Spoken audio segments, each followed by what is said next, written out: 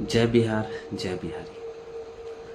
अ, आज एक बात मैं आप लोगों से कहना चाहता हूँ।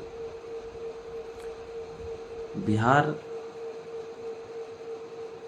की राजनीति पे दो बातें हैं जो मुझे लगता है मुझे शेयर करना चाहिए और मुझे कहना चाहिए। मैं कोई राजनीतिक विशेषज्ञ नहीं हूँ, एक आम नागरिक हूँ जो अपनी बातों को रखना चाहता है। मैं एक बात कहना चाहता हूँ अपने सभी बिहार वासियों को, और उन सभी से हाथ जोड़ के विनम्र निवेदन है कि अब जाग जाओ। अब जागने का समय आ गया है। मौका भी है आपके पास अवसर भी है। ज़रूर जागो और एक नई राजनीतिक पार्टी जो बिहार में उदय हो रहा है उसका समर्थन कीजिए, क्योंकि हम सभी ने आरजेडी, कांग्रेस गठबंधन, जदयू, भाजपा गठबंधन, इन सभी को बहुत अच्छी तरह से देखा है। सभी पार्टियां अपनी अपनी केवल राजनीतिक रोटियां सेकती हैं और अपने फायदे के लिए वो कुछ भी कर सकती हैं। पहली बार बिहार में कुछ ऐसा हो रहा है, पहली बार बिहार में कुछ ऐसा घटित हो रहा है जिस पे हम सभी को बहुत गर्व का अनुभव हो रहा है। बिहार में कोई ऐसा तो आया जो कि राजनीतिक चेतना से उठकर सामाजिक चेतना का जीर्णोद्धार बन गया है। वो आज पैदल चल चल कर सभी जिलों में, सभी पंचायतों में घूम रहे हैं और एक सामाजिक चेतना का लोगों को जगाने की कोशिश कर रहे हैं कि अब तो जाग जाओ। जी हाँ, हम जिस पार्टी की बात कर रहे हैं वो जन सुराज है, जिनके मुखिया श्री प्रशांत किशोर जी हैं। मेरा ये मानना है कि इस बार मौका है बिहार को बदलने का, तो हम सभी को बिहार को बदलने में वो मौका और वो अवसर को गंवाना नहीं चाहिए।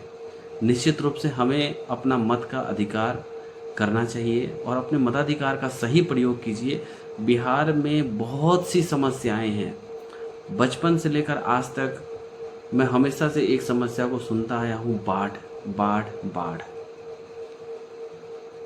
और इस समस्या का समाधान ना तो केंद्र सरकार कर रही है, ना राज्य सरकार कर रही है। इसके ऊपर हर साल वित्तीय सहायता के रूप में न जाने कितने करोड़ों रुपए सेंट्रल गवर्नमेंट की तरफ से आवंटन होता है, जो कि कार्य होता है या खाना पूर्ति होता है वो तो ईश्वर जाने। जमीनी स्तर पे बस एक मुआवजा की राशि सबको मिल जाती है और फिर वही हम अगले साल फिर इंतजार करते हैं कि बाढ़ आएगा। पलायन बहुत बड़ी समस्या है। पलायन एक ऐसी गंभीर समस्या है जो कि हर किसी को समझना चाहिए।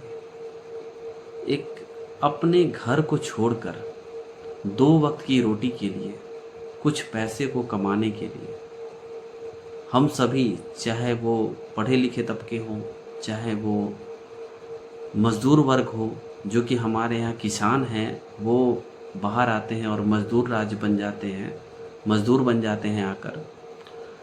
और जो कि हर राज्य ये मिथक पाल कर बैठा है कि बिहार जो है लेबर पैदा करने वाला राज्य है, मजदूरी पैदा करने वाला राज्य है, मजदूर बना रहा है।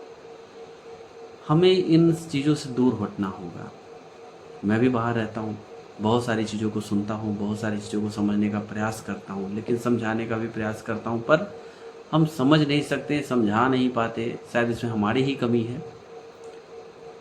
हमें बहुत तरह के चीज़ों से गुजरना पड़ता है। एक मज़दूर कल को जब बूढ़ा होता है, जब उसकी शारीरिक दुर्बलता उसके ऊपर हावी हो जाती है, तो वो कहीं न कहीं घर तो वापस आ ही जाता है। किसी न किसी प्रकार से वो अपने गांव में वापस आ जाता है और फिर अगली जनरेशन फिर तैयार होती है और वो फिर वापस शहर में अपने राज्य को छोड़कर दूसरे राज्य में, अपने माँ बाबूजी को छोड़ के वो दूसरे राज्य में आके धन कमाने लग जाता है। लेकिन पढ़ा लिखा तबका वो जब निकलता है ना, वो घर वापस नहीं आ पाता है। वो इसलिए नहीं आ पाता कि जिस सोसाइटी से वो निकला, जहाँ से वो निकला, जिसकी धरोहर को वो संजोए बैठा है अपने दिलों में, जिनकी उम्मीदों को वो पाल बैठा है अपने दिलों में, परिवार के प्रत्येक सदस्य की एक आकांक्षा, उनकी उम्मीद, सबको लेके वो निकल पड़ा है। पिताजी, माताजी अच्छी शिक्षा दीक्षा देकर उन्हें उस लायक तो बना देते हैं, वह व्यक्ति निकलता भी बाहर है, शायद वो लायक बन भी जाता है, पर फिर वो वापस उस जगह पे नहीं आना चाहता, और वो ऐसी स्थिति में आ जाता है कि वो बाहर आकर वहीं सेटल हो जाता है।